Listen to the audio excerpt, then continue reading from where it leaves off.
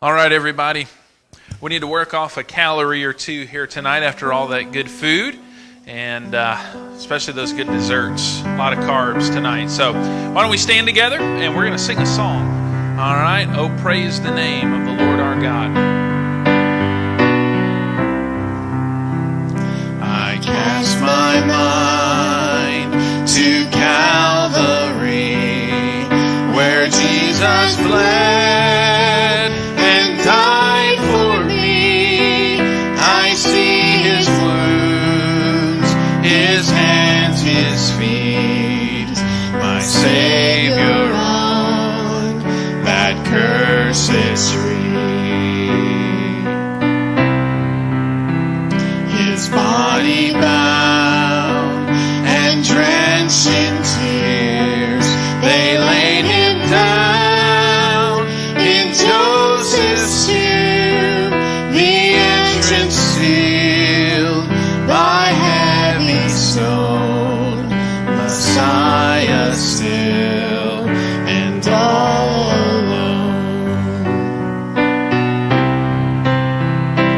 Oh, praise the name of the Lord our God.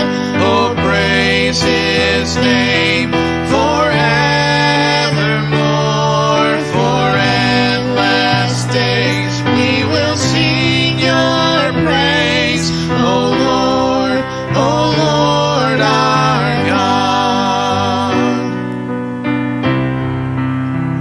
Then on the third, at break of dawn, the Son of Heaven rose again.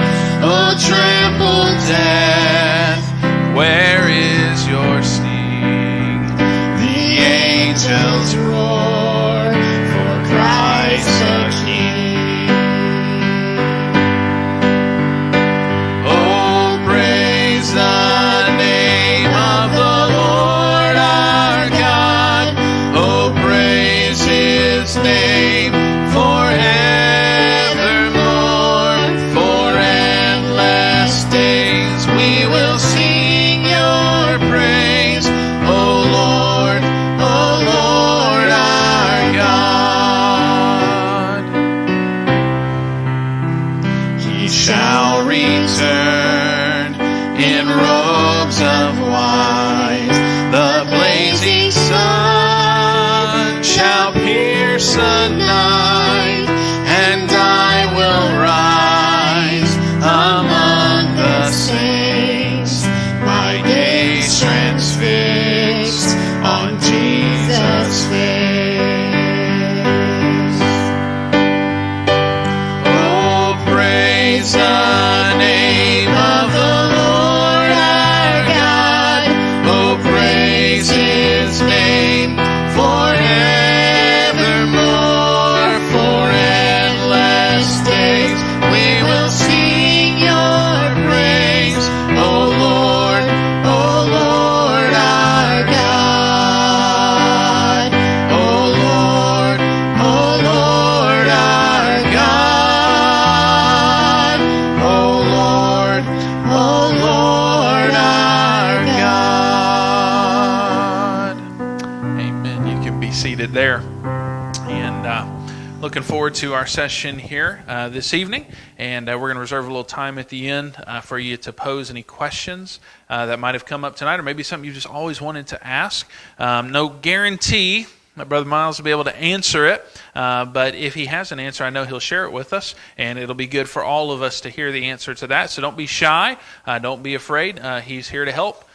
So you just go ahead and get those ready to go, and we'll do that here in just a little bit. But first, he's going to share with us a little bit about the role of dinosaurs in human history. So why don't you come along and tell us about that? All right. Okay. The toughest time to teach after a meal. Whew. So I'm glad dinosaurs is our topic. Let's put it that way. A topic that I find the more I travel and preach and teach that many of us have questions about. Some of us have found answers, some of us have not. For me in my life, dinosaurs, I never had a great answer for. Even upwards of 7-8 years into ministry, into local church ministry. I was a youth pastor, and kids would ask me about dinosaurs, and I would give an answer of, well, they all died in the flood. Not understanding what we're going to study tonight, myself. When I met Dr. Sharp, the founder of our ministry, back in 2001, I was at a youth leaders convention, and on the stage were our fossils, CTF's fossils, and Dr. Sharp comes out and he presents a biblical understanding of dinosaurs. And I remember sitting in about the second or third row, and I was dumbfounded at how, one, biblically it was presented, and then two, I was really, really upset. I got really mad because I grew up in the church. I accepted Christ when I was 13 years old. I mean, and I was sitting there in this auditorium that day at this conference, hearing a biblical understanding of dinosaurs, and I went, why have I never heard this? Like, this is ridiculous. Why have I never heard? I'm a Bible college graduate. Why have I never heard this before? I was ticked. I called my wife that night. Honey, pull out our Old Testament class notes, please. Did we cover anything about dinosaurs at all? Am I just totally blanking about studying this in college? She said, no, we didn't cover dinosaurs. I said, okay. Well, it still makes me mad. But anyways, so this issue is not just a kid issue. That's what I find. I cannot tell you the number of adults, grandmas and grandpas even, that have come up to me and said, man, I appreciate that message, because I've always had questions. I've never known how to deal with it. I've never known how to deal with it with my grandkids. So tonight, my task is this. My task is to deal with dinosaurs, and in your worldview, remove the prehistoric label that they have in your worldview. How many have heard of them being prehistoric before? See, that gets labeled in our worldview, in our belief system. A worldview is just simply a set of beliefs that you have based on something that you view to be true. And then it guides and directs everything else that you see, hear, read, whatever. Okay? That's your worldview. If your worldview in every area of your life is not founded on this, then there are areas in your life that are not biblical. If you see and view and guide things in your life outside of this book first, then there are things that are not biblical in your life. For some, in a crowd this size, dinosaurs have never crossed your mind. I'm really glad you're here. I hope tonight in the next hour-ish, I'll be able to give you a reasonable answer for them, biblically. They are great historic creatures, not prehistoric. Prehistoric is not biblical. Why would I say that? Genesis 1:1 says what? In the beginning, God created the heavens and the earth. What does beginning mean? What's beginning mean? Beginning of what? History. Time. That's when clocks started ticking. So everything from that moment in time is history. There is no prehistoric time to us. The only thing, if you want to go prehistoric, okay, the Lord's prehistoric. But He's not governed by time. He's eternal. See, that's our brain trying to put Him in a box. Because we have a very difficult time understanding eternal things. Because only thing we ever have experienced is time. So for us to stretch our little brains out and go, oh yeah, we understand eternal things. We understand infinity. We got that nice little sideways 8 thing. I mean, that explains everything about infinity, right? And eternal. That's just us trying to grasp something we see very darkly right now. Hello? That's what the Word of God says. Someday we will see clearly. But right now, we're darkly. We're this side of eternity. We're in time. These creatures are historic. Turn with me. Exodus chapter 20. What do we find in Exodus chapter 20? What's that? Exodus chapter 20. What do we find there? 10 Commandments. Very good. Who wrote the 10 Commandments? God. Very good. I was waiting for the quintessential Moses to be shared. And Moses did not write them. God wrote them by his own hand, his own finger. Okay? In Exodus chapter 20, verse 11, it says this. For in 6 days the Lord made heaven and earth, the sea, and all that is in them is, and rested the seventh day. How many days did he say he made everything in? 6. Now for some, that's a struggle. Tomorrow morning during Sunday school hour, is that correct, Sunday school hour? That we're dealing with biblical worldview and foundational things in Genesis, okay? So tomorrow morning, I'm going to deal specifically, one of the things that I will deal with is the day-night covenant that we see within the first chapter of Genesis, okay? So I'm not gonna go there tonight, but I need you to understand, I firmly believe he made everything, as he stated by his own finger, in 6 days. Everything. When he says all, does he mean some? Does he mean only the stuff we like? Does he mean? He means everything. So the first question tonight. These guys impact our worldview.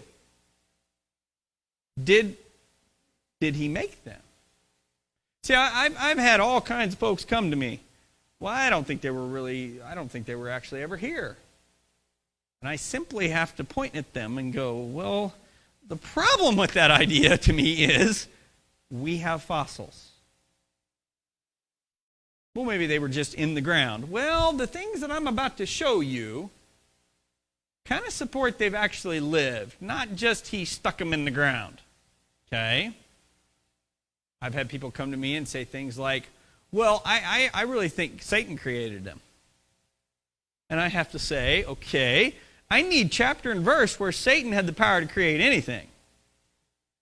Because that's not something given to him. That is not authority given to him, creating things. Anywhere in Scripture. See, I think we get some of those ideas because we think they're nasty. We think they were all evil. When was the last time we observed any of them? Outside of Jurassic Park.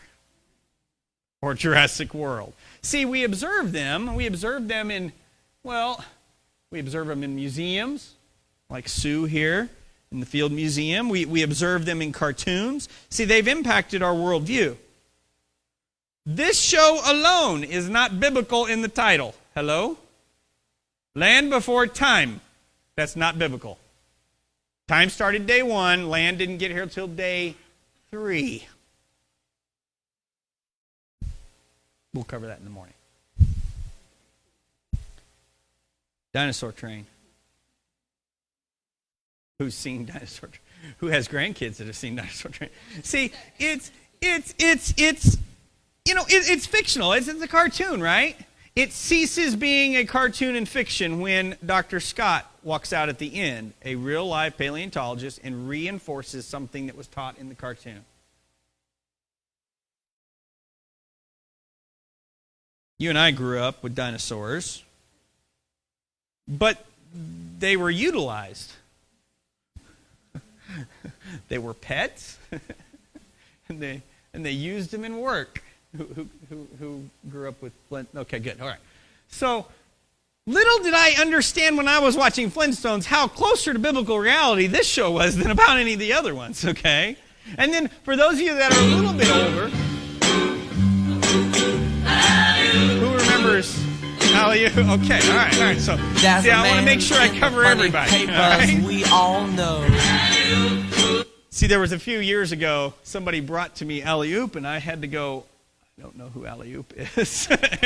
and so I had to go Google alley-oop, and I've added it since then to my... See, for a lot of us, this movie series alone has defined dinosaurs. For many of your grandkids and great-grandkids, this has defined dinosaurs for you.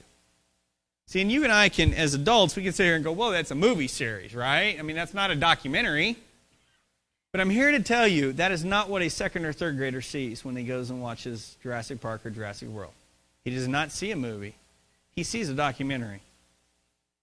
And the reason I can say that is because I spend a lot of time with youth in the summer. And so I will ask them specific questions about certain dinosaurs. And they regurgitate to me exactly what was taught in Jurassic Park and Jurassic World. So see, it ceases being a movie to some. It becomes a documentary. When was the last time we saw velociraptors hunt anything? See? Until Jurassic Park, velociraptor would not have been on anybody's vocabulary. That dinosaur alone has exploded because of Jurassic Park. They're about yay tall in Jurassic Park. In reality, here's my first worldview trashing of the evening. Velociraptors are actually in the fossil record no bigger than about that. They've never been found this tall, ever. But that doesn't make us near good a movie as one this tall. Now, we have Utah raptors. We have other raptors that are similar size to those guys. But velociraptors, the titled, given name of a velociraptor is a little guy that's about yay big. See, we're taught in Jurassic Park a prominent worldview that dinosaurs, many of them evolved into present-day birds. See, that's a present-taught worldview. If you see any dinosaur program on Discovery Channel, you will get that somewhere in that program. Any of them. Most, if not all, natural history museums in the Dinosauria area will share that on some sign. The little raptor guys or some others have become our chickens today. Some of them. So the chicken we ate this evening, that was a good plan. We had dinosaurs tonight. That's how some would argue it. Very, very heavily. So much so, we have reclassified some Dinosauria in and under the avian category in taxonomy. Avian, that's birds. So the thought process that some dinosaurs have evolved into birds. I went to see Jurassic World a few years ago. I was asked to see it because I was doing a VBS at a little church in Indiana, and they had parents that were wanting to take their kids to go see it, and we were like, well, maybe not young ones. That's probably not a good idea. And they said, Matt, okay, here's what we'd really like to do. For those that really are wanting to go, and they're going to go anyways, what if we do a special showing at our little theater after VBS one night? Will you then debrief us afterwards? And I said, well, okay, I can do that. That would be good, because then we can debrief and cover what's actual and what's movie, right? But I said, I've got to go see it first. And so I went to the movie theater the Sunday before VBS started on Monday, and we were going to do the movie night like on Thursday night or something. And I said, I better go see it. I don't want to see it cold turkey. I want to see it and so I can chew on it. And so I went in and I sat down. And I want to show you tonight the first visual image of the movie, Jurassic World, for those of you that have not seen it. If you've seen it, well, I want to show it to you again. Just please watch for a second. Turn it up.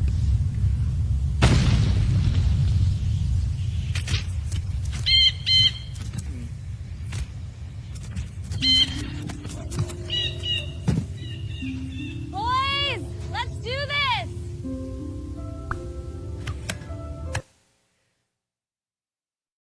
No credits yet in the movie. No nothing. We went from previews, blackness. That's the first visual image of Jurassic World. I sat there in the movie theater. The foot comes down. I'm like, oh, all right, T-Rex. And then it backs out, and it shows what? A bird. They got me. I mean, I'm sitting there in the theater, and I'm like, oh my goodness, they just related what together? without saying a word. Now, do I believe everybody caught that? Probably not. Not everybody studied everything I've studied. But guess who did catch it when I asked kids every once in a while? The kids catch that. And then kids regurgitate back to me, oh, yeah. Oh, some dinosaurs, they evolved into birds. These are kids growing up in Christian homes. Because Dinosaur Train says that over and over again. See, it's not just museums. It's not just the Discovery Channel. It's in our movies. It's in Jurassic World. See, tonight I want to go through a few simple things about fossils, what they are, what they're not. Very simply, fossils are rocks. There's something that used to be a living, and they've been petrified, or permineralized is the technical term. Okay? Permineralized. But see, a lot of us, I know myself, when somebody would have said fossil to me, my brain went to dinosaur. Anybody with me there? Like if you hear fossil, your brain goes down. I mean, that's where my brain went. When I was younger, I was like, hey, dinosaur, right? Out of all of the observed fossil record, fossils we have, over 95% of them are clams. Not dinosaurs. Dinosaurs are like a fraction of a percent of the observed fossil record. A fraction of a percent. Well, that's not what we get in Jurassic Park or Jurassic World, right? See, a lot of times we think, well, fossils are the hard parts of stuff, the bones and whatnot. That's simply not true either. This is a piece of coprolite, dinosaur poopy. Now, we have no idea for sure that this came from a dinosaur. The only way we would know for sure is if we observed the dinosaur, okay? But it's presumed that. Why? Because it's found in a layer that is supposed to be as old as dinosaurs. That's why it's always talked about. Coprolite is dinosaur poopy. Because it's supposed to be that. Does it have a tag on it that says, I was laid down 65 million years ago? But see, this has not always been hard like a rock. Hello? See, if in your brain tonight you have fossil equals bone of something, it's not true. Okay? It can be anything. It's about the right conditions to make something a fossil. It's not about what it is. Okay? So this, not even excrement, if it's buried correctly, can become a fossil. Okay? So it's not just hard parts of things. It's interesting, this fella here, his name's Jack Horner, he writes this about a piece of coprolite. Coprolitic ground mass, fossilized remains of undigested muscle tissue has been found. That's why we know those are coprolite, because there's stuff in them. Okay? Rapid burial of feces probably was facilitated by a flood event. This is a history book. The history in this book is right, all of it, from the beginning to the end. All of it. If God said he made everything in the first 6 days, that means he made everything. That includes these guys on the stage. We're coming to that in just a second. But in chapters 6, 7, and 8, what happened in history, in Genesis? A flood. A flood. Now, the Bible claims that it was a world-covering flood, correct? So if you have just that to go on, what would a lot of water make over the entire planet? What does water and dirt do? Makes mud. Makes sediment, actually. Lots and lots of sediment. I would make some assumptions based on the history in this book alone, that there should be layer upon layer upon layer upon layer upon layer of sediment over the entire planet that we would see today as layers of rock. I would presume, based on what it says in here, that everything that was not on the ark was what? Killed. I would guess in those layers of mud we would find dead things buried just so that 4,300 years later, what do we have? Fossils. Fossils. See, if my worldview starts with the Word of God, that's my presumption. That's my guess. So then if I go out and I look and see what's out there, layer upon layer, lots of dead stuff, some of them are fossilized. Some of them are fossilized. See, we have fossilized things like squid. They don't have hard parts, but we have them fossilized. We have octopus. We have over and over again, we have things that show rapid burial. Rapid burial. That is the key to fossilization. Rapid burial with lots of mud and lots of water. That is the key. Would the event of the flood cause that? Pretty easily. We don't just have extinct things in the fossil record. See, sometimes I grew up and I kind of went, okay, fossil equals extinct. That's not true either. This is a beaver. Everybody knows what a beaver looks like, right? Well, in Ohio, in the fossil record, they have been found upwards of 5 feet tall and 300 pounds. That's a little bit bigger than we have today. Thankfully, we don't have that big a beaver, maybe, or we wouldn't have any trees. There could be a reason why those are extinct, okay?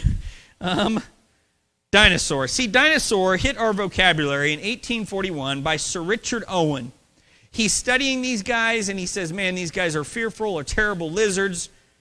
And so he took those two words and took the Latin and Greek forms, and dinosaur was invented, if you will, in our English vocabulary. So if we're going to deal with these guys, dinosaurs, in this book, we never see the word dinosaur in here. You can scour through this 1611 version of the King James Bible. It is not in here. But there is a word called dragon in here 21 times. See, right now, in your worldview, because I said the word dragon, you have a picture. Correct?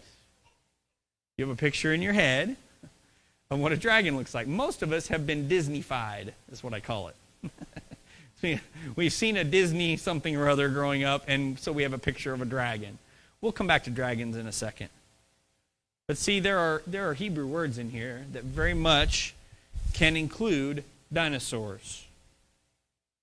Creatures on day 5 and day 6. Tanims and behemoths.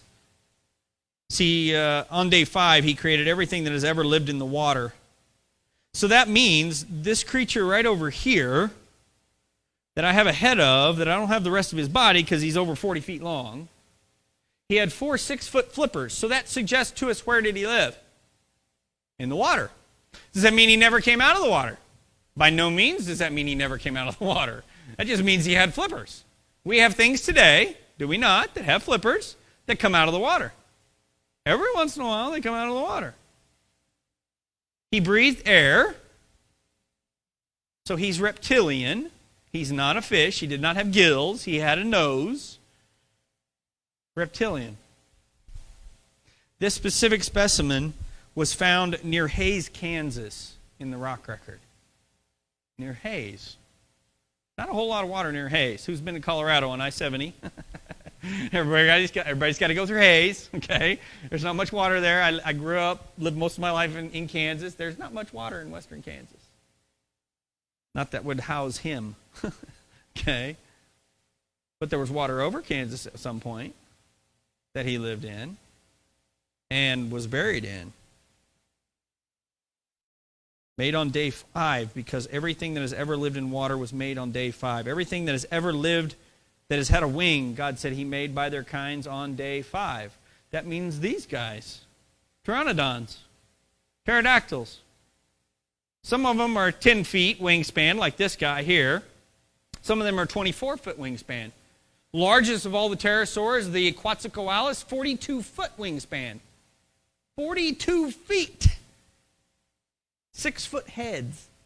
6-foot heads. They have wings. That means they were made on what day? Day 5. Along with everything else winged. Remember, God said he made everything in those 6 days. See, somehow our worldview gets skewed and we think, well, no, they lived some other time or some.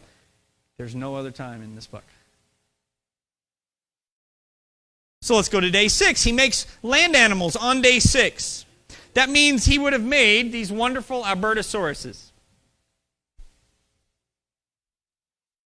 Cousin of the T-Rex. Very similar anatomy, have never been found as large as T-Rex. They have 2 little fingers on their arms like T-Rex. They have a gastralia like T-Rex has, this under rib cage thing. They walked on their hind legs. Very, very well balanced. This is Stan over here. That's his whole body. That's his actual material on display at the Black Hills Institute in Hill City, South Dakota. What I carry with me are what we classify as museum quality research replicas. They are cast directly from the originals. So precise are these, you could research them. That's why they're called research replicas, as if you were looking at the real ones. Now, people will say, well, Matt, that you have fake ones. No, they're not fake. Fake means you make something up. These guys, there have been enough of these guys found to know this is exactly what they look like. I can't say that about every dinosaur that has a name. We have named dinosaurs based on one backbone or a rib. There are paleontologists that have to make a name for themselves, and so they'll name a new dinosaur species, thinking that we have never found it before. One fellow back in the 1980s said, you know what, we have like 2,000 named dinosaurs. If we could compare every piece that we have around the world, we maybe have 100 different animals, maybe. We just have found them at different ages. Maybe variations within a kind. See this guy right over here, this hadrosaur, it's called an Edmontosaurus, a duckbill. There are lots of varieties of duckbills. Some of them had large crests, the Parasaurolophuses. We have regular hadrosaurs, we have Edmontosaurs, we have there's like all this variety, we think, within their kind. Kind of like all the varieties of dogs. All the varieties of cows. Okay, varieties. What did T-Rex eat?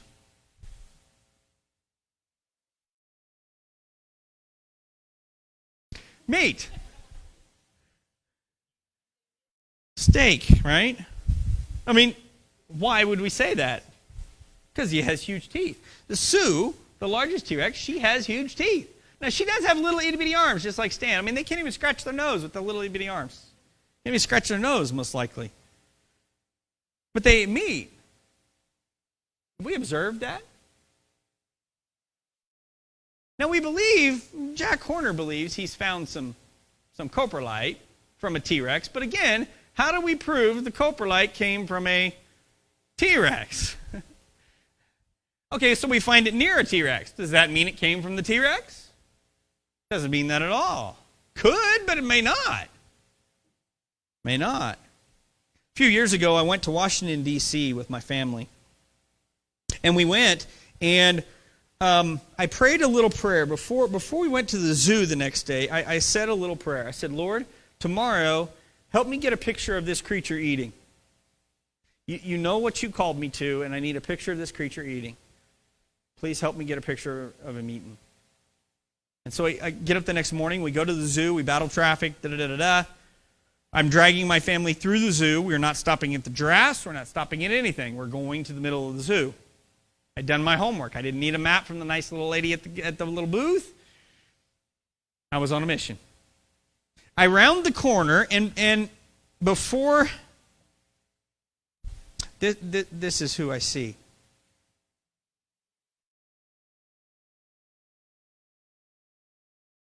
He listens to everything. If you don't think he listens to everything, I mean, you know, every once in a while we will say a prayer. We will give something to the Lord. And we think, you know, on the hierarchy of needs or prayers, that's pretty wimpy. He listens to everything. I had to worship my Creator for listening to that puny little prayer of, I just need a picture of this animal eating tomorrow. Then I took 125 pictures. Mei Xiong. This is Mei Xiong. This is our female panda. She's on loan by visa from China. She has babies every so often. She's the one that has the babies. That will live in our country for about 2 years, and then we'll have to go home. They are not U.S. citizens. That's an interesting... Anyways, okay, I asked. I'm at the zoo. I'm going, okay, what's the deal with the Chinese... Like, okay, we have baby. Why aren't they our pandas? They're all... China owns every panda. Anyways, so I took all these pictures. Because, see, I needed certain pictures.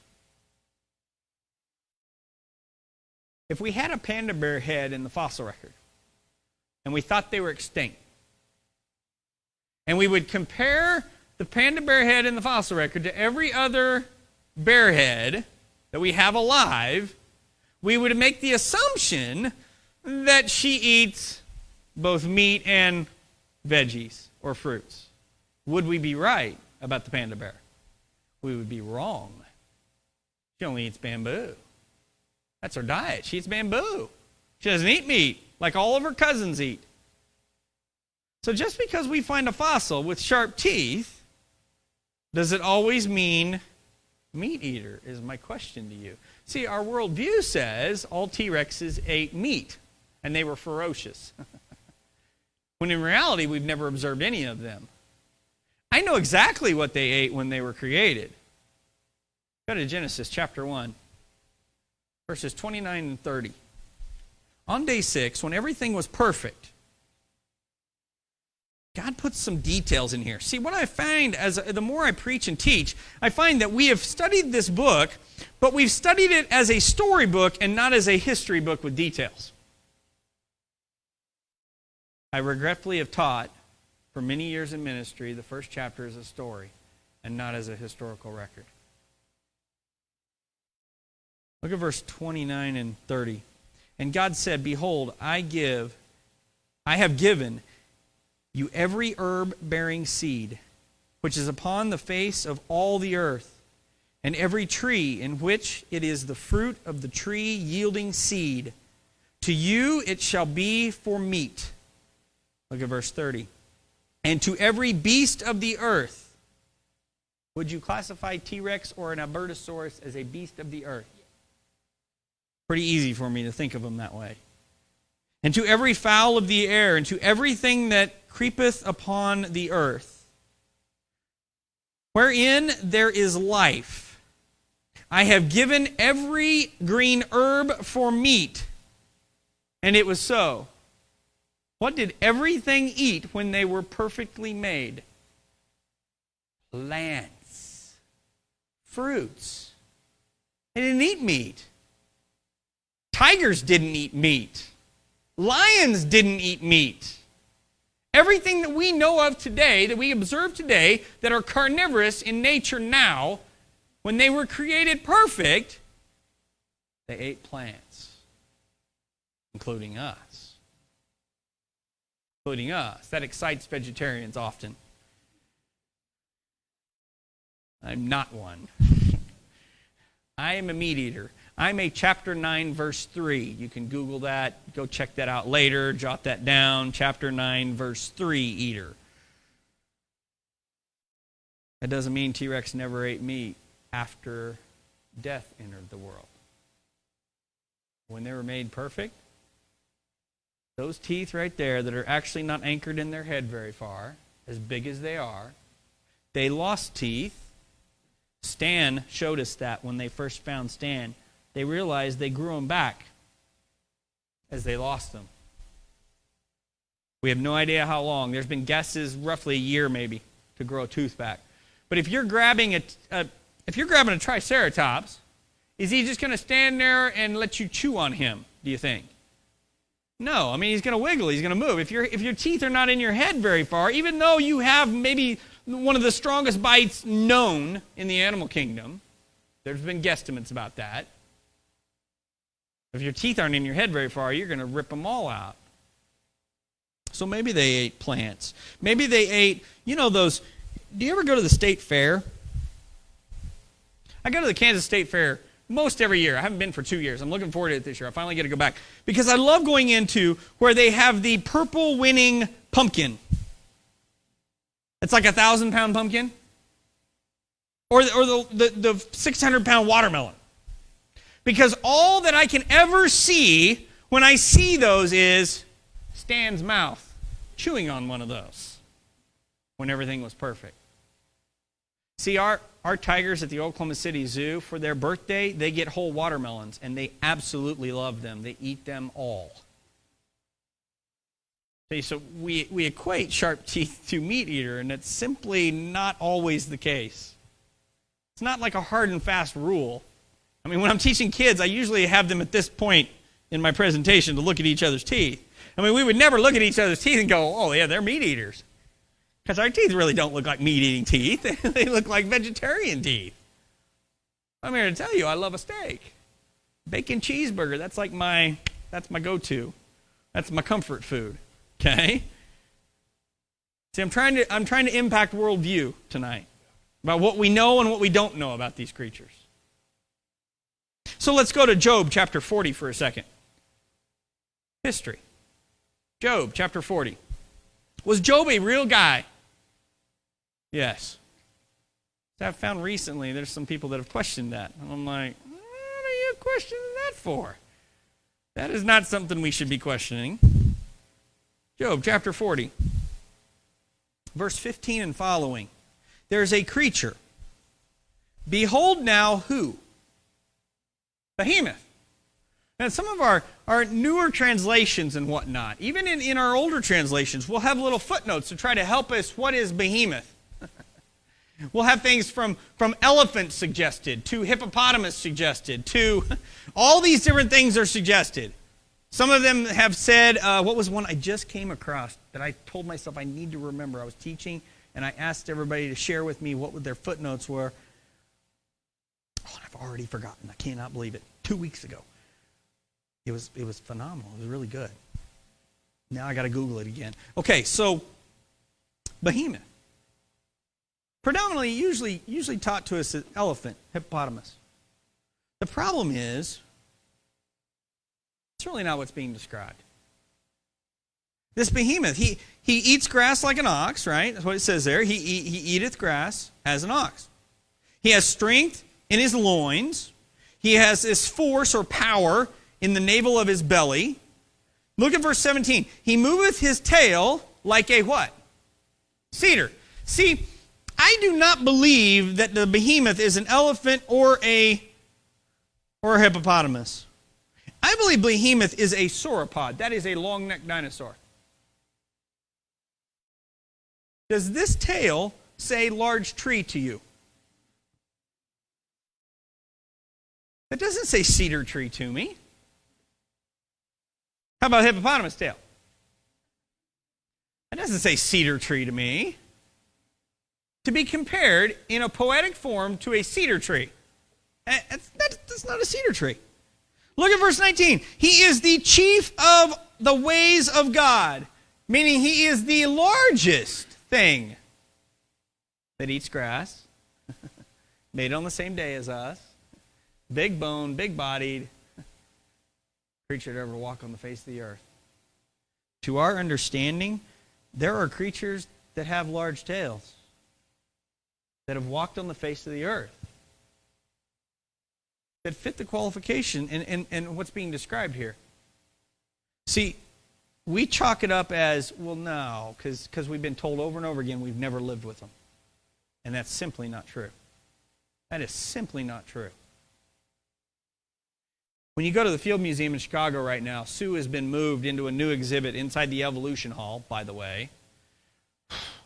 But she's been replaced in the Great Hall, in the main hall, by Patagotitan. He is enormous, 129 feet long. His tail there is 30 plus feet long. Where those bones connect to his hinder parts there, they're like 5 feet tall. Can you put muscle and skin on? I mean, I'm standing in the Field Museum this last fall looking at him going, that's a behemoth. I mean, like that is behemoth. That is what Job was looking at.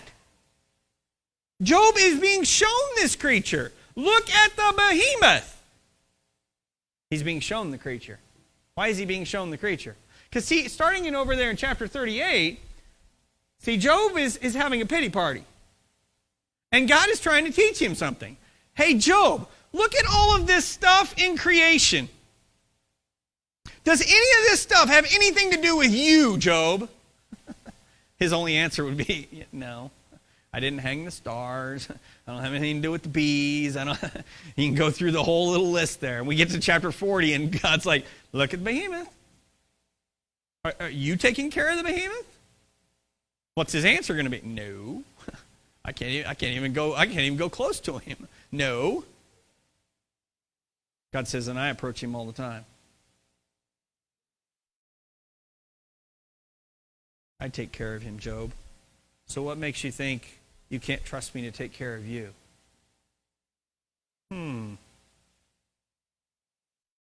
Behemoth. See, Job is living when in history, church? You ever studied that? About the time of Abraham. 300 to 500 years post-flood is when we believe Job was living. He was contemporaneous. He lived at the same time as Father Abraham. And seeing long-necked dinosaurs. What does that do to a long-necked dinosaur during the flood? Where does a long-necked dinosaur need to be during the flood for Job to see him 300 years later? Better be on the ark, or we don't have them. There's a whole nother study. Because I can see it in some of your eyes. You're like, okay, dinosaurs on the ark. Mr. Matt has stepped off. Because see, we're still wrestling with T-Rex on the ark eating everything, including Noah. Right? See, that's the struggle for third grade boys. When I say dinosaurs on the ark, their brain immediately goes to Stan over here, the T-Rex, on the ark eating everything. Because we've been conditioned that way to think that's what they did. That's all we've ever seen them do in movies and cartoons. That's what they do. They just run around eating everything. We've never seen that. We've never observed that. We have no idea what they were like. There are very docile reptiles today that you can handle as if they're a pet. See, we never equate that, though, to dinosaurs, do we? See, our worldview says dragons probably look like this. But isn't it interesting? In every culture on the planet, there are reptiles that we have battled in every culture on the planet. Some of them are tidal dragons, some of them are not. Some of them are winged, some of them are not. Some of them breathe fire, some of them do not. The common thread in every civilization is large reptile. Really? I would classify him as a large reptile. But see, we've passed that off as myth, legend. Church, I share with you this because I believe there's a level of truth to those myths and legends that most likely have been exaggerated over time. We don't ever exaggerate things, right? Hunters, fishermen, easy. Say, we do. We exaggerate things. But you understand in the Asian culture, specifically the Chinese, dragons are very, very important in their culture. You know, we go to little Chinese restaurants that have those little placemats, right? And they give us a little Chinese education, right? So about their culture, and they have all these different the year of the dragon and the year of the dog and the year of the chicken and the year of the all their years are named after a different thing. Every other year they get a new name. What are we? Year of the lion or something? I think this year. I can't remember now. Totally blanking. Whatever it is. Well, everything on that placemat is stuff we understand, we deal with, except for that one, that dragon. Like, that's the myth one, right? That's the fairy tale one. Really, everything else is real? So, a few years ago, they found this skull here. It's called the Dracorex. They named it Dragon King. Dracorex. Some guys from Stanford University said this, but the skull looks strangely familiar to anyone who has studied dragons. Dracorex has a remarkable resemblance to the dragons of ancient China and medieval Europe. Those are not Bible guys saying that. These are secular, evolutionarily driven guys. Saying, you know what, it looks very similar. It looks similar to like tapestries, rugs on walls in France. Looks kind of like the same head. In Cambodia, the other side of the world from here, they worshipped all kinds of things. Everything was a god to them, pretty much. And they would build stone temples. They built stone temples in Angkor, Cambodia, around 800 years after Jesus walked on the earth. would carve things they worshipped in the side of them, one of which is this animal. What does it look like? Stegosaurus. I have never, ever had somebody immediately answer to me a rhinoceros. I've been told if you have an evolutionary worldview, you see a rhinoceros. I don't see a rhinoceros. I see a stegosaurus. That's the one with the plates. Plates running down its back. Looks a lot like that. 800 years after Jesus is when they're making this temple in the jungles of Cambodia. Did we see them seeing a stegosaurus and then carving this? We did not. Some guys from Answers in Genesis went over and studied it again. They actually found one on the inside of the temple as well. And the one on the inside of the temple, he writes in his article, looks like it has a collar on it, like maybe it was domesticated. Really? Okay. In China, again, my colleague Ryan Cox in our ministry, he's a historian by study and trade. He has put together a really, really good presentation about dinosaurs in other cultures. Here's a jade carved figurine, 2000 BC dated in China. It just so happens to look a lot like a Protoceratops. A lot like a Protoceratops. Nah, we've never lived with them. They've been gone. Here in North America, Mississippi Caddo Indians would make pots. There was a Mississippi Caddo Indian that made a pot that has a handle that looks a lot like a long-necked dinosaur. I have in our collection up here a copy of the Alvis Delk print. This is an Acrocanthosaurus dinosaur stepping across about a size 11-ish foot. Human foot. It has been scanned numerous times because when this first came out, everybody screamed carved. Not real. Fake. So it was sent through an MRI machine and other scanning material to see if the density under the footprints was different than the density of the rock next to the footprints. Because see, if you're stepping in mud, when you step in mud, it compresses the material under the footprint versus next to the footprint. If you're carving the material, the density is exactly the same everywhere because you're removing material. Understand the difference? Every scan, over 300 plus scans, showed density underneath the footprints. Both of them. So the Bible says we've lived together, made on the same day. Job's seen them. So a few years ago, see, there's other things out there that help us to understand that the Word of God's history is right. I'm getting close to being done. Stay with me. Late 1990s, a femur bone, upper leg bone, hind leg bone of a T-Rex was found. In it, as they began studying at Montana State University, the young lady that was working on her master's or her doctorate, she begins working on it, and she says the first thing she notices about it is, because they had to break it in half, and so the interior part of the bone, the interior looked different than the exterior. The exterior was fossilized, permineralized, it was fossilized, but the inside did not look like it was. Her nose said it's still decaying because it stunk like it was still decaying. Her worldview and her training says this dinosaur bone is somewhere right around 90 million years old. But her nose and her eyes are saying, okay, that doesn't look that way. Then she took some of the material out, washed it in a solution as she was trained to wash every fossil in to take away contaminants. To her surprise, this is what she saw when she pulled the piece out. It was stretchy. Last time I checked, rocks aren't stretchy. She had soft tissue of a femur bone out of a T-Rex.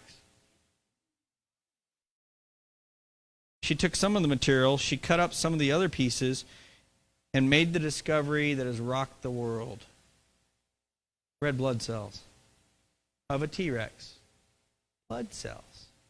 So those that want to argue with me and say, well, but Matt, maybe God just put them in the fossil record.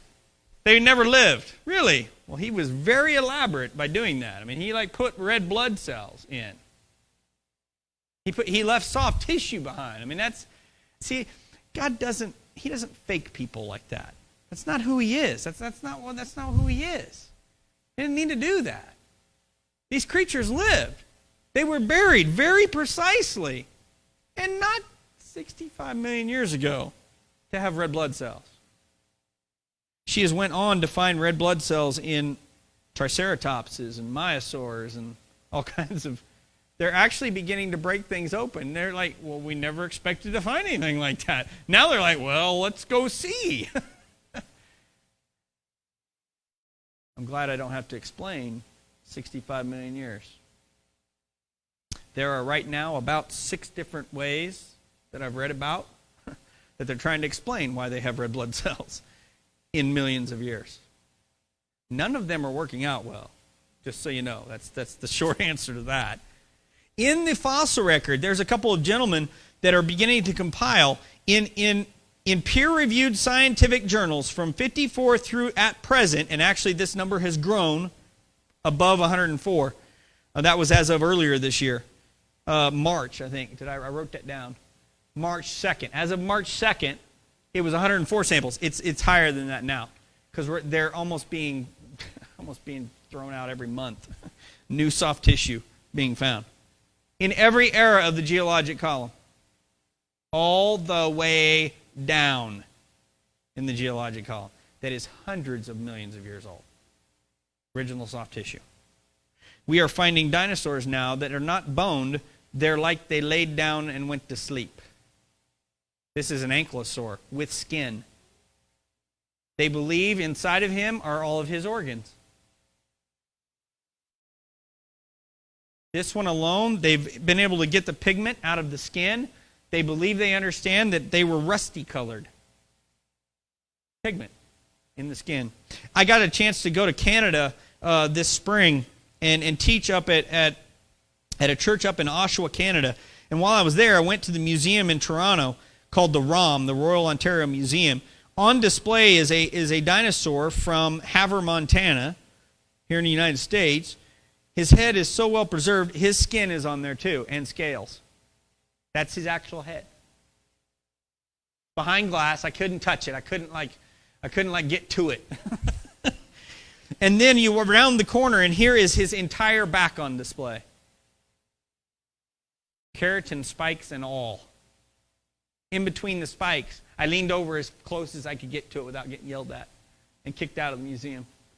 That tannish stuff, that's his skin. They believe also we have all kinds of other soft tissue in his back. See, none of this screams millions of years to me. Screams to me evidence of a flood, that the history in this book is right. It's so interesting to me that on the way out of this exhibit at the ROM, there's this cool little sign. What happened to Zool? Zool's his name. He's named after that devil dog thing out of Ghostbusters. Anyways. Look what it says. Zool died and was quickly washed into a river, likely during a flood. Monsoons were common in this area. Zool may even have been killed by a... I sat there and I'm like, yeah, right, all right. Oh, they don't understand. So what did happen to him? That's the question I get all the time. You know, we've heard about the whole asteroid strike 65 million years ago. Did we observe that? No. That's an idea. But see, in scientific peer-reviewed journals, there are over 50 ideas of how they went extinct. See, every once in a while, they want us to think that everybody agrees on the asteroid, and that is simply not true. And I'm not talking about creationists now. I'm talking about the secular scientific world. They do not all agree. All people do not all agree on the asteroid. Some of them believe that it was volcanic activity. Some of them believe it was flood activity. Really? Some of them have published in scientific journals that little green men, aliens came and killed them. That's made it in scientifically peer-reviewed journals. And see, what upsets me more than anything is when I have colleagues Fellas that I trust what they study, and they do great science at Institute for Creation Research in Dallas, Texas. When they do study after study on soft tissue and radiocarbon dating dinosaur bones that have carbon dating in them, that's a whole nother discussion, and then their papers won't be published in secular journals because they're not doing real science. See, that's ridiculous to me. That again reinforces this is not a science versus faith issue. This is a spiritual battle. This is a spiritual battle. Not about science. There's a thought being proposed right now. The big guys ate lots of grass and other plants and produced lots of methane gas and killed everything else. Seriously, that's being... Two guys out of the UK are doing a study. They're measuring cow methane gas at our feed yards, how much vegetation cows take in based on their body mass, how much gas they're producing, and then they're exploding it up to the size of a sauropod. Yeah, but doing research on dinosaurs that has anything to do with this history, that's unacceptable. That's crazy. No, that is not what... You know what I love about this cartoon more than anything? Is the dynamite. Like Noah's dropping dynamite sticks over the side. Oh my. You know, the far side said the real reason dinosaurs went extinct. When I'm doing public school presentations, this is my public service announcement. That's cool. Here's 5 ideas. Here's 5 ideas why anything goes extinct. Anything. No, not just dinosaurs. Anything. The Ice Age following the flood could have killed more than just the dinosaurs. Most likely we lost the mammoths, mastodons. Climate, totally different after the flood from before. Continental division after the flood from before. Habitat change after the flood from before. Then there's that last one. If we don't like something, what do? We take it out. Right? I mean, if there's a snake in your garden, what are you doing to it? Whether it's a good one or a bad one, right? we may take 2 seconds to evaluate, and then off comes his head, right? Like that's what we do, right? I mean, if this guy didn't agree with us after the flood, and our relationship with him changed, like chapter 9 suggests to us, maybe we did kill him. Maybe they tasted good. Maybe Flintstones were right. Maybe the ribs were tasty. I don't know. So I've been going on and on now, about an hour. So what?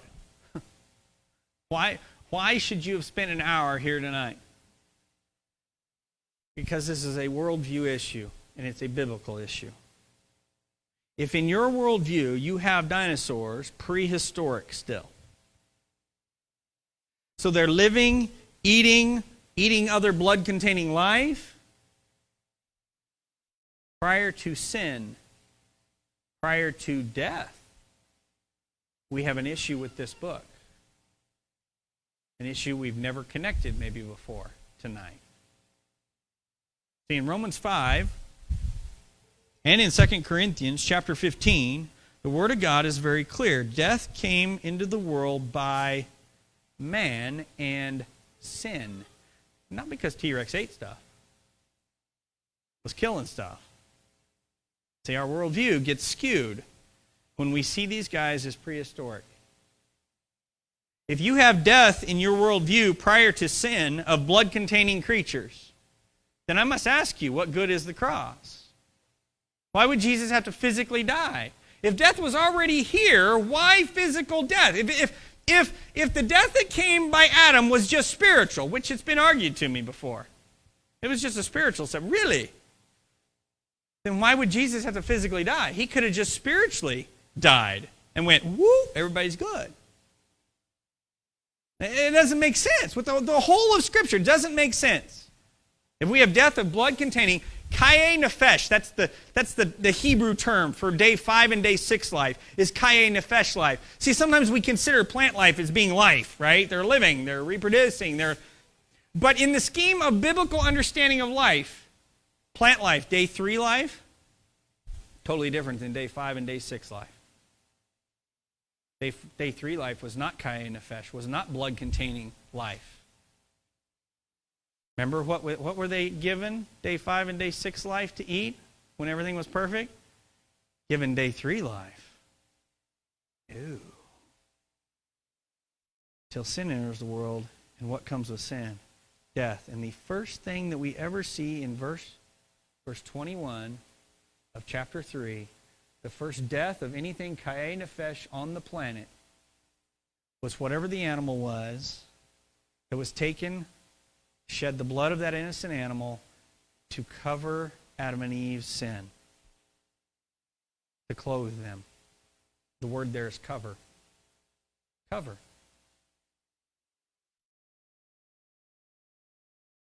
There was no death of Kaya Nefesh, blood-containing creatures, prior to sin. That's why these, and a biblical understanding is really, really important. Because in our kids and our grandkids and our great-grandkids, they're being taught that they lived without us in some other time before we ever show up, and then they come to church and they hear everything was together, and they don't know how to put it together. They don't know how to deal with dinosaurs. So when a guy shows up and says they were on the ark, their brain is going to T-Rex eating everything on the ark. Not that he would have brought young things to the ark. Not even full-grown things. That's a whole other... Okay, I'm stopping. Pray with me, please. Lord, tonight in this place, I praise you for your word. Lord, it gives us details. You gave us details, Lord. You ask us to study it, to know you better. Lord, give us the passion to do that. Give us a passion to read your word more than any other book on the planet. Lord, I thank you for the truth that's in it and for these lives here tonight. I pray that you continue to impact them, and we give you the honor and the glory. In Jesus' name, amen. Questions? By the way, I have lots of books out there on dinosaurs. I didn't bring any in to show them to you. Lots. Okay? Questions? Oh. Ground rule. I'll repeat the question. Sounds good. Question. Aliens. Okay, the question is, what's my view about aliens? My view about, we're talking extraterrestrial life, not those from another country. Just clearing that up. Okay. I assume that. I think. Okay. Extraterrestrial life. I do not believe in extraterrestrial intelligent life outside of Earth. Go with me to Genesis chapter 1, please. I believe there's lots of reasons why, to me. But to me, I think day 4 of creation speaks boldly to it. Starting in verse 14 and following, we find God creating everything in the heavens. So everything in space. Okay? And what he says here is, verse 15 says it first, and let them be for lights in the firmament of the heaven to give light upon the what? Earth. So focal point, mentioned number 1 there, is earth. Okay, we come down to verse 17. And God set them in the firmament of the heaven to give light upon the earth. He repeats himself. The things that he made in the heavens, outside of us, the focal point of everything out there was for earth. Here. So from a simple reading of the first chapter, I believe it suggests everything out there, even as immense as the universe is, was created for us. Now, that doesn't mean that there isn't intelligent life out there. See, to me, the bigger problem with intelligent life out there somewhere else, and usually when we're talking about life in outer space, we're not talking about the amoeba. We're not talking about the one-cell life somewhere. We're talking about intelligent life. Most times more intelligent than who? Than us. Very rarely do you come across an alien in a movie that is less intelligent than us. Now, some of you are going, well, but we always beat them, so that makes sense. Okay, so, but, no, listen closely. if you really want to get after this, a great book is called Alien Intrusion, written by Gary Parker. He's president of Creation Ministries International out of Atlanta, Georgia. He deals with this whole issue very, very... We don't have any of those with us, do we? We don't have any of those with us. He actually just produced a movie, too. Got John Schneider to, Bo? Was it Bo? Luke? Bo or Luke? One of those two. To narrate it. Anyways. Here's the thing about extraterrestrial life. Intelligent life. That means there is intelligent, more intelligent than us life out there that is also cursed by our sin because our sin cursed the entire creation with no way of salvation. Now that's problematic for me. Why would it be no way of salvation? Because Christ came in the image of those that he had made in his image to die once and to take care of that penalty, which is death, paid the ransom for us. So if there's another being out there that is of greater intelligence than us, with no way of salvation, that doesn't seem like the Lord that I know. So that's my simple. I just don't. As large as the universe is, and that's really the mind-boggling part to me. As large as the universe is, I mean, so he says in Isaiah chapter 40, verse 12, the water is here in the hollow of his hand, and the rest of the creation is in the breadth of his hand. That means the rest of the known universe is here, and we're just this like speck. It makes us feel kind of puny, but here's the thing. All of those 6 days, the focal point was what? Getting ready to make something in his own image. He did all that out there. As vast, I mean, that's astronomy is one of my passions. I have a huge telescope that we use when I come into churches at times, and we'll set it up and we'll just look, we'll look way out there.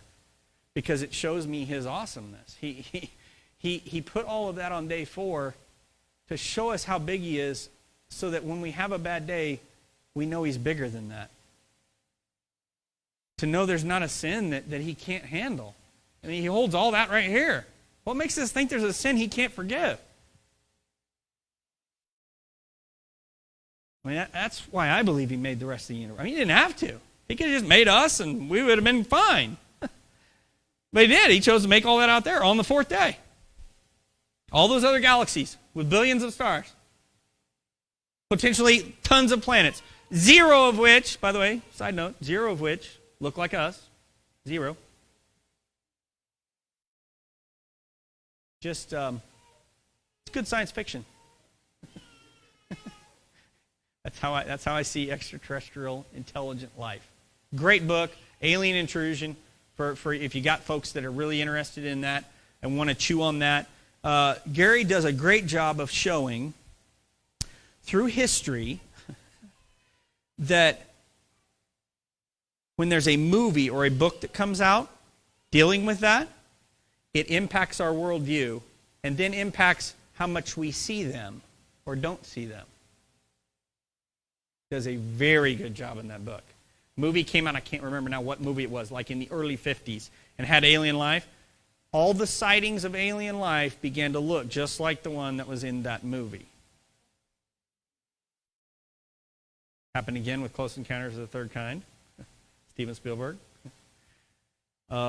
He shows a trend within our worldview, within our understanding. I very much believe those that have been abducted is demonic activity. That's where I ride. You can go there with me or not. That's fine. That's what I see happening.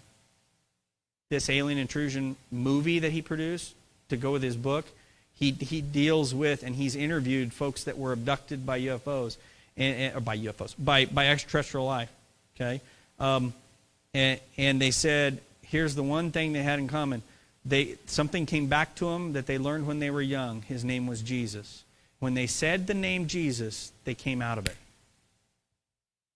I went, that's interesting.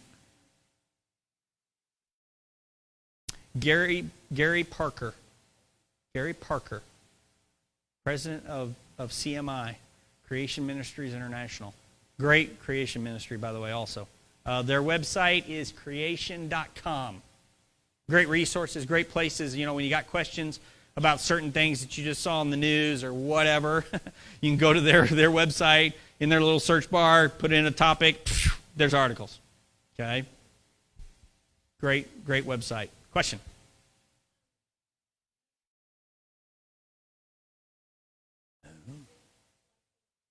Okay. The question is, do I believe that there could possibly be still dinosaurs alive today like the Loch Ness Monster? I am in probably a really short list that would say yes. I know many of my colleagues in creation ministry that go, "Oh, Matt, don't say those things." Because here's why I say that. I don't care what we're talking about, dinosaurs or otherwise. When we say something's extinct, or when anybody says it's extinct, the technical term of extinction is as far as we know. But that's not how it comes across to you and me, I don't think. I think when we hear extinction, we're like, oh, it's gone. Like, it's done. We know it's no longer here. To know for sure that every square inch of the planet, that thing doesn't exist, whatever it is, I don't think we know that. If it comes to anything in the water, there's nobody that's going to convince me we know everything, because every year we find new things. Things wash up on shore we didn't even know existed. So to imagine that we know without a shadow of a doubt everything everywhere, every jungle, that's hard for me. Now here's my thing though, on the dinosaur thing. Dinosaurs are not just like crocodiles. Okay? And a lot of times crocodiles get labeled dinosaurs and whatever. That's fun. That's cool. Technically speaking, Dinosauria have different hips. Their legs, everything that's classified as dinosaurs, their hips, their legs, they walked underneath of. Present-day reptiles walk like this. So they're different. So that's why, technically speaking, crocodiles aren't dinosaurs, because their hip structure is different. Now, there are things that are supposed to be Dinosauria or lived with dinosaurs that are present-day reptilian also. Sarcosuchus. He was like a 40-foot Nile crocodile. He was just huge. So we find things in the fossil record, sometimes that we still have today, are bigger in the fossil record than they are today. If that bears the same with these guys, if they don't get 40 feet long anymore and they can only get 5 feet long, hiding becomes easier. Okay? As I said, I have fellow creationist colleagues in ministries that go, "Oh man, that's so we don't have any." But as of the 1980s in the Congo in Africa, there were a fellow by the name of Dr. Roy Mackle from the University of Chicago, so not a creationist fella. He kept hearing about dinosaur-like creatures in the Congo, and so he decided to go over and talk to the people over there, the tribesmen and whatnot. And so he goes over in the 1980s, talks with all these different tribes that do not come together and swap stories, or they would just war. Okay? So they segregate themselves, but he would go tribe to tribe to tribe and ask them to talk about this creature. And they would describe it as 12 to 15 feet long sometimes, elusive, don't see it very often, down in the river, da-da-da-da-da. They showed him footprints of this thing. He never saw it, but he would show him a picture of a long-necked dinosaur. Every one of those tribes would go, "Yeah, that's pretty much what it looks like." 1980s. Congo. So I don't chalk them up as we know all of them are gone. Do I believe we have limited numbers if they're alive? Yes. The Loch Ness Monster thing, fully plausible in my mind. Okay? Fully plausible. So there's my long, short answer for that. Okay? Yes. Right. So, wonder what's in the rest of that. I mean, it doesn't take long to watch any great Discovery Channel show, where they've gone in and they've done this 5-part miniseries, and they go in and they say, "This is the first time we've ever seen this." I'm like, okay, if this is the first time we've seen that, what else is there that we don't know about? And I could just be very naive and would like to see us find one someday, and so I'm keeping hope alive. But maybe they died. Maybe they did die. Maybe we killed them all. Okay? There were probably less of them than we think about anyways, than the stories tell us. Okay? Oh, how long does it take soft tissue to become hard? There's the quintessential question. Okay? Out of those like 6 different methods, and I can give you one off the top of my head, it's called toasting. There's one called toasting. That they say a certain amount of heat and pressure would preserve them. Well, all of the ones that they claim have been toasted. That's what the term is. I think it's funny.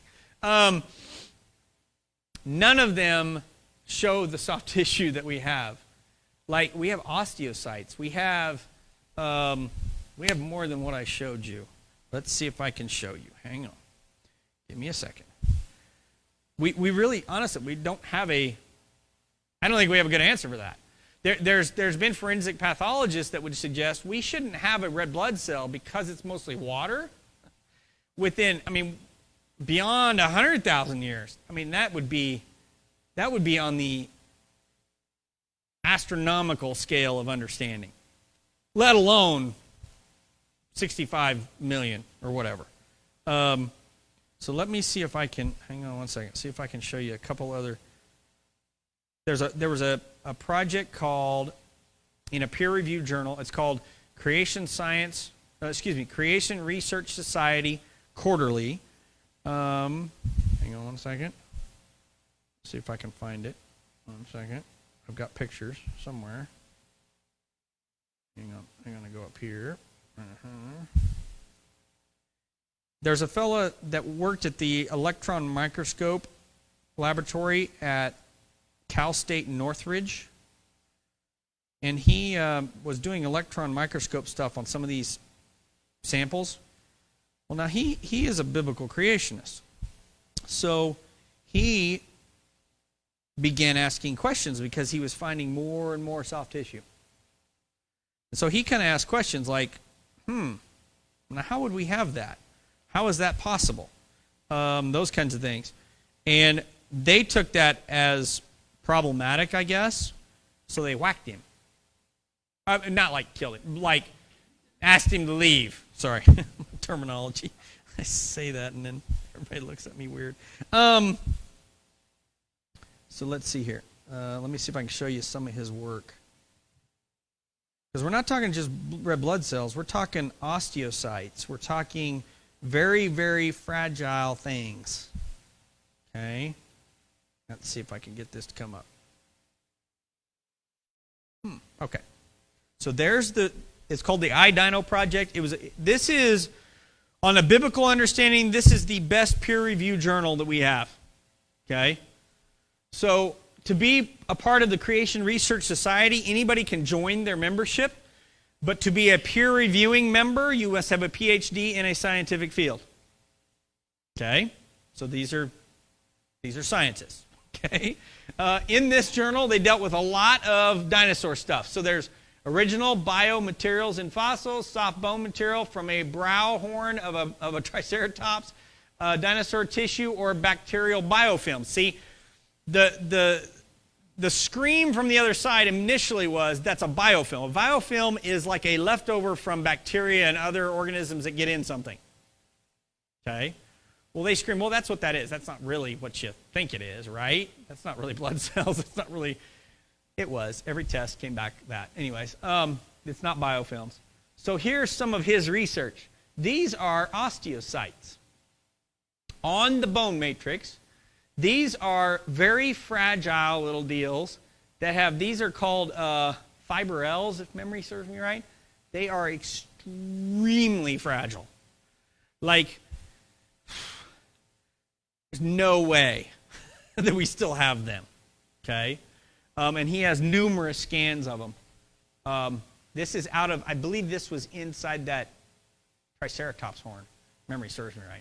You can go Google, get the whole project if you really want to see all these pictures and all of this stuff. It's a technical journal, so Just know that. A lot of technical stuff in it. A lot of stuff I have to call buddies and go, okay, somebody explain this to me, please. So I missed this, okay? Phenomenal research. So, yeah, to try to explain how long, again, there's like 6, there's a great article on the whole 6 ideas, I believe written by Brian Thomas at Institute for Creation Research, ICR.org is their website. They're out of Dallas, Texas. Great creation ministry. Getting ready to open a museum in Dallas, Texas, by the way, over here in our neck of the woods, so to speak. Creation Museum is great, over near Cincinnati, Answers in Genesis. If you haven't been there, go check that out. But ICR is opening their Discovery Center, which is on par, if not maybe a little better than the Creation Museum, in my opinion. It's going to be a really great museum right in the middle of Dallas, Texas. So, opens Labor Day weekend. Okay? Labor Day, actually, I think. It's Labor Day. I'm sure you can Google that. But Brian Thomas at their website, if you go to ICR.org and put in the search bar, how did I find that article? I was looking for, I think I was Googling soft tissue and dinosaur bone or something, and came across an article he had written about all of the ways that they're trying to explain that away. Mary Schweitzer, the one that found the red blood cells and all that, she's trying to say more iron, extra iron in a solution would act like a formaldehyde and preserve it, which upon talking to some chemists that I know said, well, that could be true. The problem is with it, one, we don't find that amount of iron near some of those fossils. 2, if the iron solution has any kind of water in it, the oxygen in the water molecule breaks down peptide bonds, doesn't help build them up. So the oxygen, that's that catch-22. That's that catch-22. Oxygen is good for life, but it's also bad for life. Oxygen will oxidize things, will break it down. That's what that whole OxyClean thing's about. Okay? That's oxygen breaking down the proteins in that stain. Little science lesson this evening. Okay? So what do we always want to drink our grape juice for? The antioxidants. The antioxidants that help our body break down and keep the oxygen where it needs to be and not where it doesn't need to be. Breaking down our cell life. Okay? Our proteins. So, yeah, that whole iron thing, in a Petri dish, on her desk, she's had some soft tissue for 2 years, and she says, well, see, that may explain why we have it for 6. Like, okay, 2 years versus 65 million is 2 totally different things to me. Like, that is, but it makes it in the movie. Jurassic World.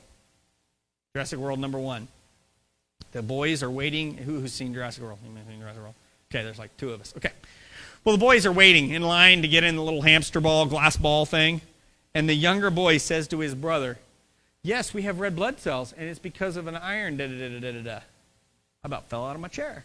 I'm like, that's Mary Schweitzer's work, and they wrote it into the movie. Of course we have red blood cells. Da-da-da-da. Like, wow. I find most people never caught that line, but that's okay. Questions?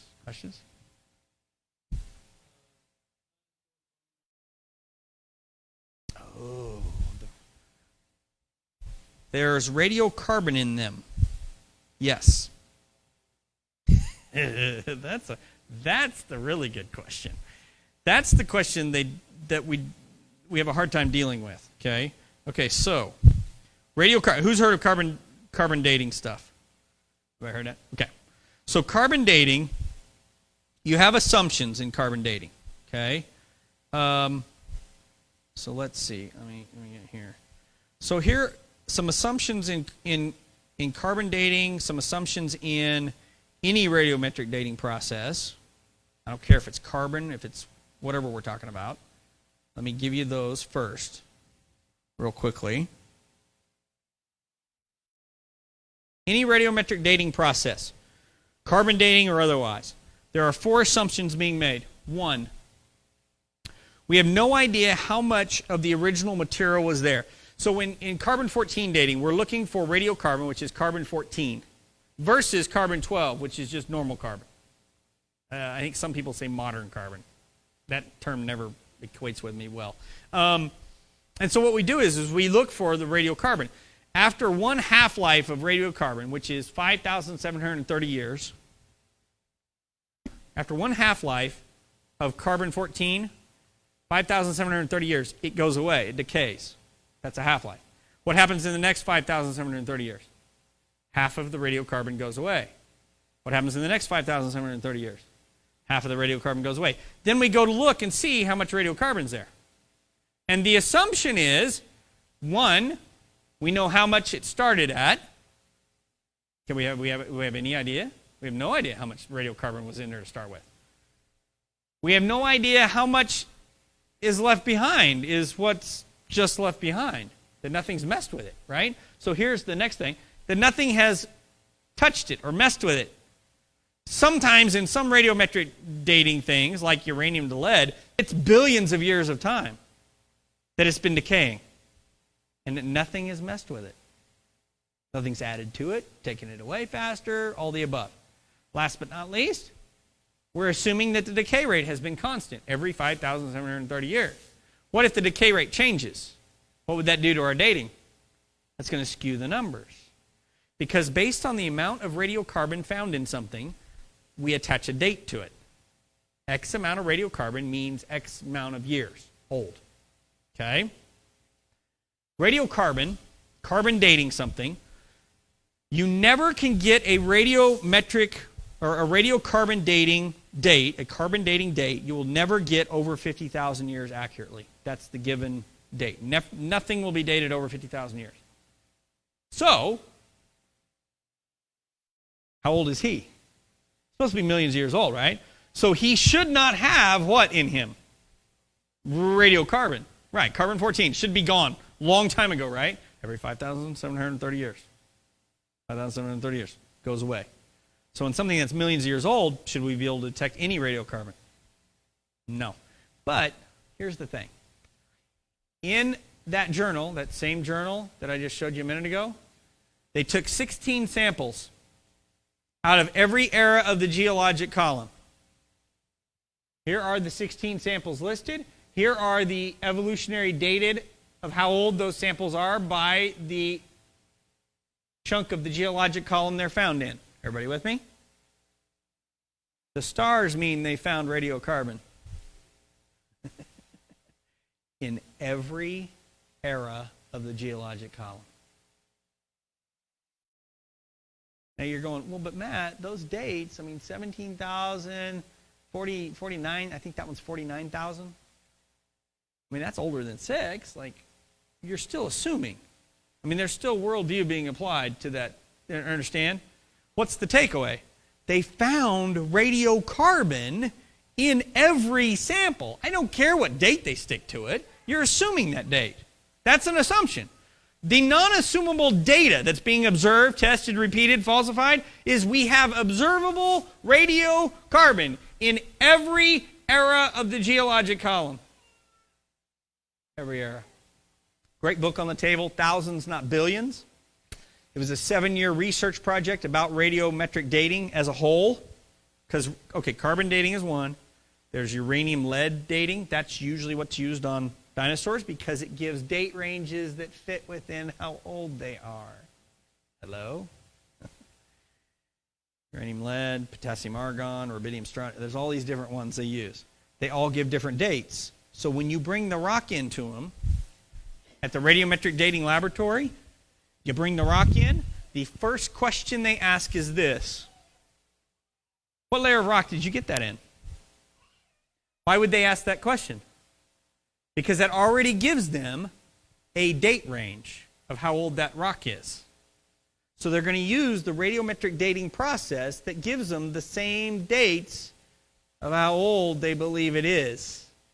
Is everybody with me? I feel like I'm losing everybody. Focus, focus. Okay, so when we pull a fossil out of the ground, we date the fossil by the layer of rock that we pulled it out of. Well, how do we know that that layer of rock is that old? Because it has this kind of fossil in it. That's literally how that's how geology dates stuff. We date the fossils by the rocks and the rocks by the fossils. Now, that's circular reason. I understand that, but that's how it's taught. I'm serious. I know it is funny. That's what happens in geology class. Who's had geology class? Who says it's not true? That's exactly how it's done, isn't it? So when radiometric dating comes along, in the late 1800s, we find out about radioactivity.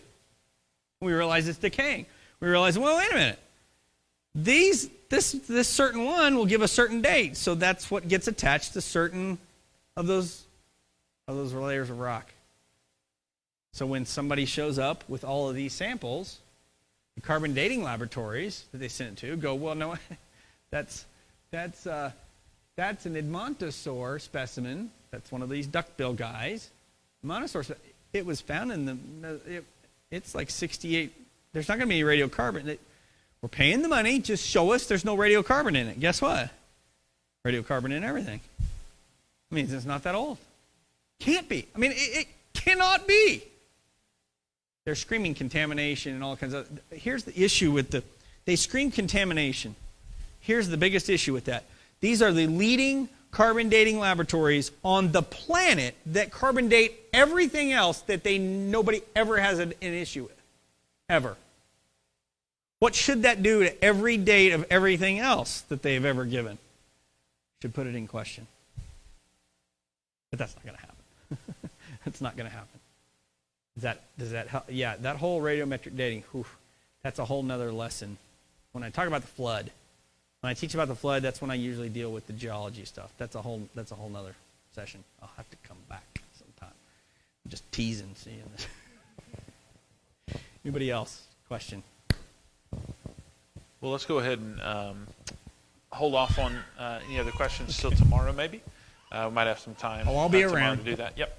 I'll be around. So feel free to ask Brother Miles any questions you have tomorrow, and think about some of these things we've discussed tonight.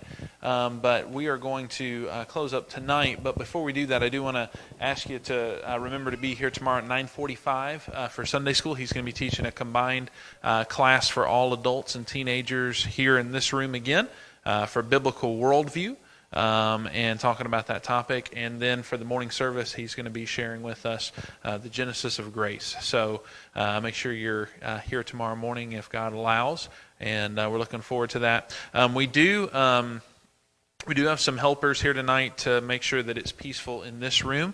And we've had some folks come and been willing to help out all night. And so we were going to do an offering, but just for sake of time, I think we're going to change it up just a little bit. We're going to put some offering plates out by the door on your way out. If you would just consider helping us pay those ladies for helping us out. We are going to pay them, but if you could contribute to that, and any excess will go towards this event and the Miles and Creation Truth Foundation. So if you would like to give in a love offering, just do that on the way out tonight.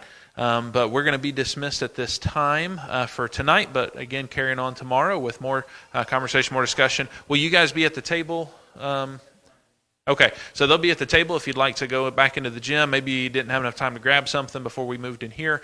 Feel free to do that, but they'll be around tomorrow as well. But let's pray together, and we'll ask God to dismiss us with his blessing. And Brother Marty Brundage, would you please lead us in prayer, sir?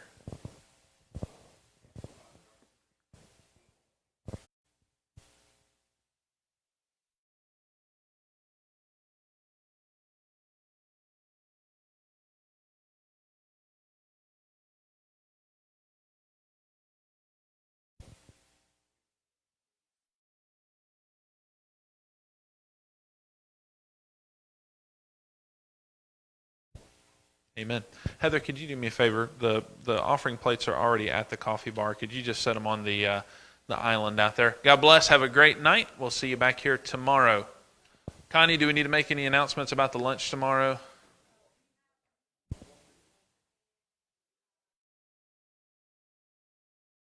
Okay. No meat, no corn. No meat, and we're probably... Okay. So maybe more like different sides, yeah. Okay, and then desserts. Okay. All right, thank you. Have a great night.